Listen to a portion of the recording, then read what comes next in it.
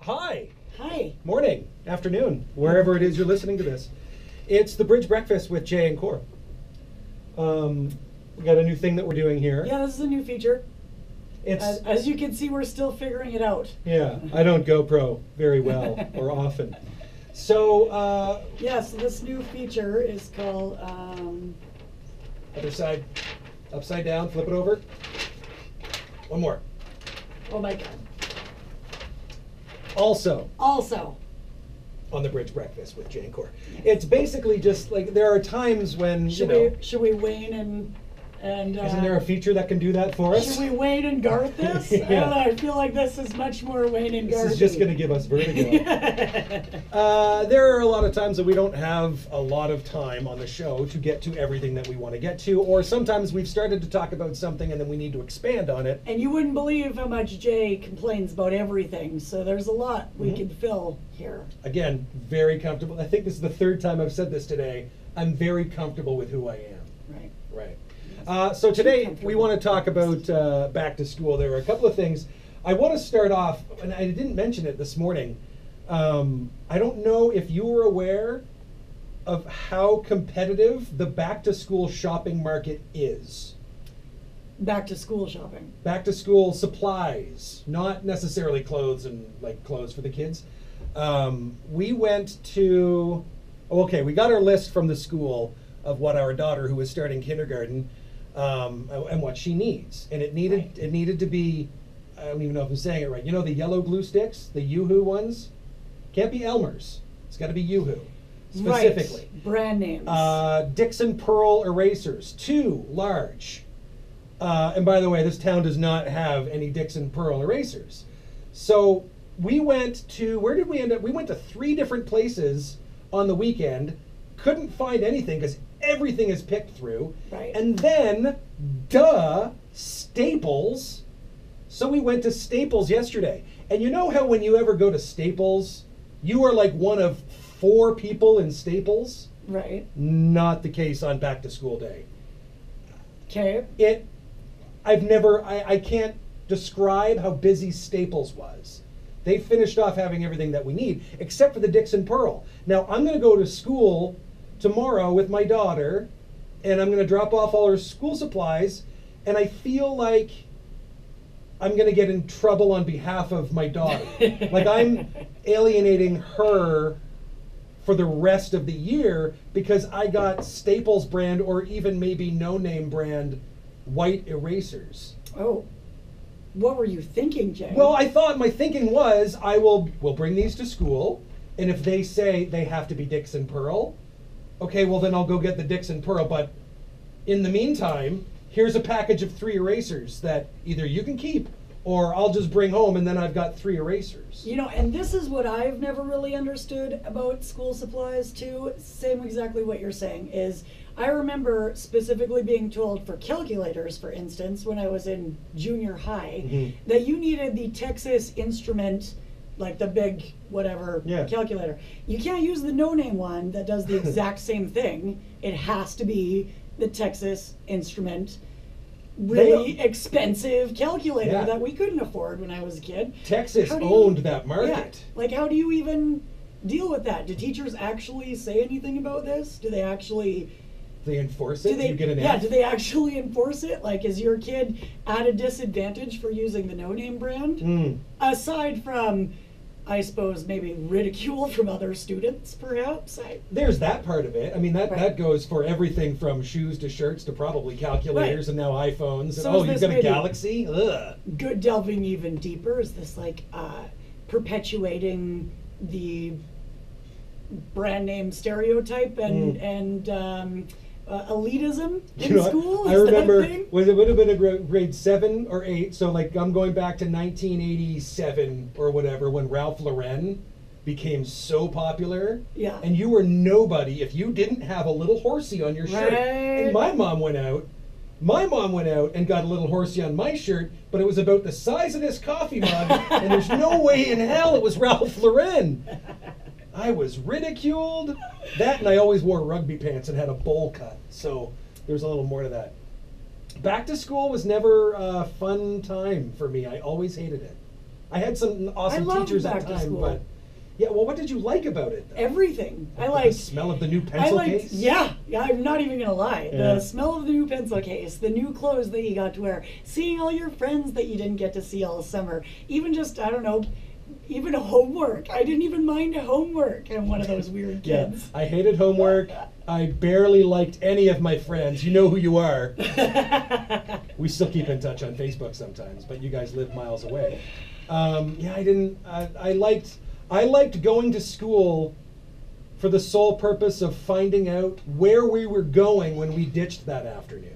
Oh, And it was ditchers. always a billiard hall. We always drove into town. What was it called? It was how in the old were market. you? Was this- Rockies. Were you like No, I in was talking kindergarten? about- Yeah, I was- yeah. Let's go to the billiard hall, guys. Back in my day, we could buy cigarettes from a machine in the billiard hall. Yeah. And that was grade 2.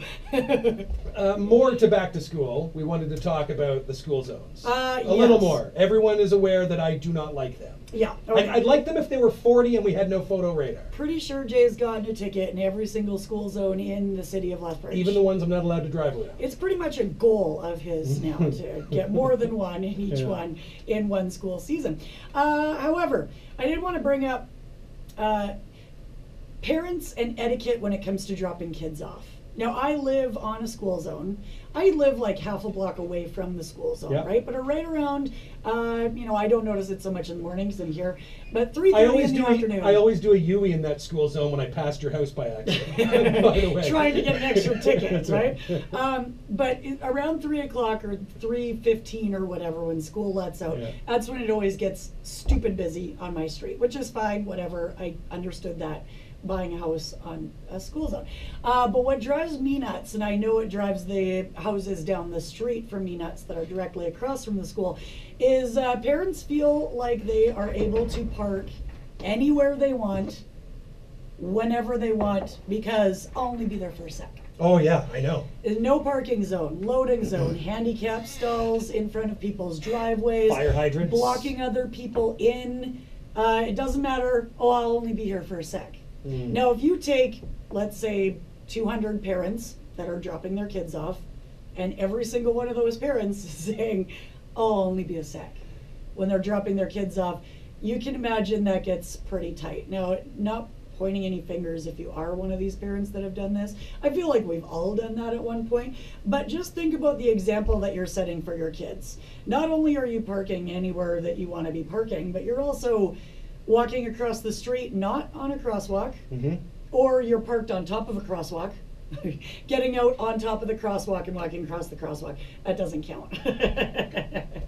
But yeah, and it's all just, I guess, leading by example and showing your kids the proper way to be courteous Yeah. and use a crosswalk, and that the world doesn't stop for you just because you're only going to be a sec. Yeah, and don't get me wrong. I jaywalk. Everybody does. Frequently. I never do it with my kids. I will go down the 3 blocks to the crosswalk with my kids just to show them that that's how you have to do it. The school drop-off thing, I don't really, my kids go to Proby. And there's not, I mean, there are a couple of spots where you can't because of a crosswalk or a fire hydrant or whatever. But for the most part, it's really busy there, but everyone is very respectful of it. Now, the teachers have themselves a brand new expanded parking lot at Proby. They got it last year. Nice. And the signs. Ooh, la-di-da. La-di-da. Look at the fancy people at Proby. West Side. But the signs went up right at the front of the driveway, teacher parking only. And it might even say no exceptions or something like that. They're not being pompous about it, but it's. They work there, they need a place to park. You need to park. And there is a guy, I have seen him. If my kids go to school 4 days a week, probably twice a week, whenever I'm going, I walk to go get them. But he pulls, not only does he pull into the teachers only parking spot, he parks in the handicapped spot that is in the teachers only parking lot. Because he's only going to be a I'm only going to be a second. It drives me crazy. And that's the thing is, like, Bonkers. every action that you do like that, you're teaching your kids that that's totally okay. Mhm. Even if they are only, what, Andy's 4 or 5. 5. Even if they are that young, they're still thinking, oh, well, it's only going to be a second. We'll make an exception. This is just perpetuating the cycle. Mhm. So it needs to end, Lethbridge. You Now. know who you are. Now! You know who you are. Yeah, I don't see. I don't think, and can they enforce it? I mean, it's a private parking lot. You can't really enforce that. You get those fake tickets that you don't really need to pay. You know the other thing that drives me nuts is when people do park like right on the crosswalk there, or like right in front of where people are turning in. What hazard for little kids who are crossing the crosswalk, and you're blocking the view of potentially oncoming traffic. Mhm. That's another thing. That's an and another. This is And another another thing. thing. But it's also school related. Not putting the bus flashing red lights on anymore. They just pull. They don't do that? Not in all zones. They're teaching kids now to cross the street or not cross the street where the bus stops. So now it was very confusing I noticed it when I first moved to Lethbridge. I thought, is this an Alberta thing? We don't have the red lights with the stop sign that comes off the bus. They just pull over and let the kids go. I know it sounds like I'm making this up and I must be So mistaken. they only turn it on when they're picking the kids up? I don't know. I'm never around when they're picking kids up. I'm always there when they're dropping off.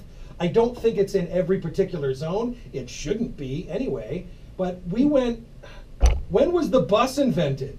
Because that's when we started following the don't pass on the red lights. And there were always people that passed on the red lights anyway. And then we all had to watch. Do you remember that horrible video that we used to have to watch in like the gym of why you need to be safe around a bus and school banks and all that kind of stuff? Maybe I blocked it out. Oh, you should have blocked it out. It was frightening, but it worked.